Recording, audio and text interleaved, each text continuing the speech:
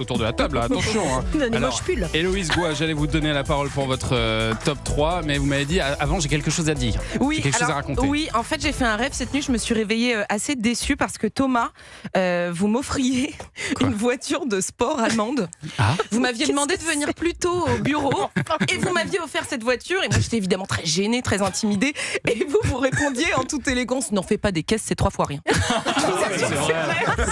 Je sais pas comment analyser ce rêve. N'en fais pas une caisse, c'est trop rien, bien sûr. On peut s'offrir des bagnoles, quoi. Voilà, on est entre nous. Ça se fait beaucoup. Bon, Enfin, vraiment, c'est fou comme rêve. On constate vraiment que c'est elle la chouchoute. Hein. Et qu'elle le croit en plus. Hein. Ah oui, Enfin, oui, vraiment, en tout cas, elle en est j'ai pas de persuadée, voiture quand je me suis réveillée, il n'y avait rien. Hein. Bon, Héloïse, en attendant que je vous offre quelque chose, vous allez nous faire votre top 3, les meilleures séries de 2025, celles qu'il faut absolument avoir vues cette année. Oui, alors j'ai compté en 2025, je vous ai parlé de 64 séries inédites. C'est rien par rapport à ce qui est sorti sur les plateformes. C'est peut-être trop pour vous, Thomas. Il n'y avait pas que du bon. C'est pas faux. Mais puisqu'il ne faut en retenir que 3, j'ai sué des litres pour vous en sélectionner des excellentes et des très différentes, histoire de plaire à tout le monde. Et alors, on commence d'abord par une série britannique qui a fait beaucoup de bruit cette année. Et que vous adorez, Thomas, une série coup de poing. J'en ai beaucoup parlé ici, c'est peut-être la dernière fois. Adolescence s'intéresse à une génération ultra connectée, ultra exposée et souvent ultra perdue aussi. On y suit un ado accusé de meurtre et des parents totalement démunis. Regardez-moi dans les yeux! C'est fou, hein, les trucs que ton cerveau te fait faire quand t'es un gosse. Je vous le dis tout net, pour ceux qui ne l'ont pas vu, cette série dérange. Elle parle de violence, de solitude, des dangers des réseaux sociaux. Chaque épisode est tourné en plan séquence, promis. Même si vous pouvez trouver ça un peu lent au début, vous n'avez jamais vu une série pareille. Adolescence, c'est à retrouver sur Netflix. Qui valide le choix d'Héloïse? Tout le monde lève la main, à part Olivier Pouls, qui ne sait pas de quoi on parle. En plus, c'est tourné en plan séquence, ce qui est très très impressionnant. Ah d'accord, c'était juste un temps de réaction un peu long d'Olivier Pouls.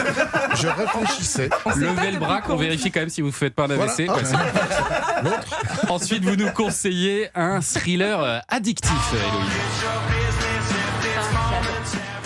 Changement d'ambiance avec Mobland, une série criminelle extrêmement efficace au suspense, Mamma Mia, redoutable.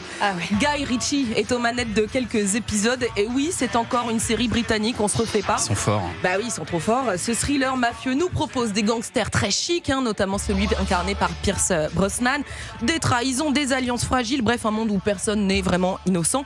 Et l'écriture teintée d'humour british, oui, parce que c'est très drôle, c'est très violent, mais très drôle aussi. Et ça fait tout l'intérêt de ce thriller tendu. Bon, l'intérêt réside aussi en la personne de Tom Hardy. Donc je suis très mais je suis honnête, Thomas. Oui. C'est-à-dire qu'il a réchauffé notre printemps. Ouais. Enfin, est-ce qu'il vous a offert une bagnole? Non. En revanche, attention, impossible de commencer la série Mobland sans avaler toute la saison d'une traite. C'est à retrouver sur Paramount Plus et sur l'App Canal. Et alors, votre série préférée de l'année, Héloïse Goua, est québécoise et parle de psychiatrie. Par pitié, n'ayez pas peur du thème. La série Empathie s'intéresse avec une immense poésie à la santé mentale, tant du côté des soignants que du côté des patients. Cette fiction nous plonge dans le quotidien d'une équipe confrontée à la souffrance psychique, à l'écoute, aux limites de l'empathie justement, et à l'usure émotionnelle. Et malgré tout, c'est jamais plombant. Un endroit comme ça, c'est un peu la poubelle de la société, non? C'est des cas psychiatriques souvent désespérés.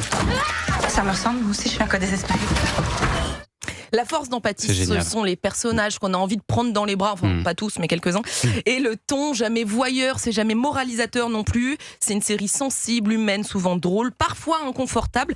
On en ressort un peu secoué, mais peut-être un peu plus attentif aux autres et c'est déjà pas mal. Empathie, c'est à retrouver sur l'App Canal. Est-ce que tout le monde a vu Empathie autour de la table? Oui, et ils sont en écriture de la saison 2.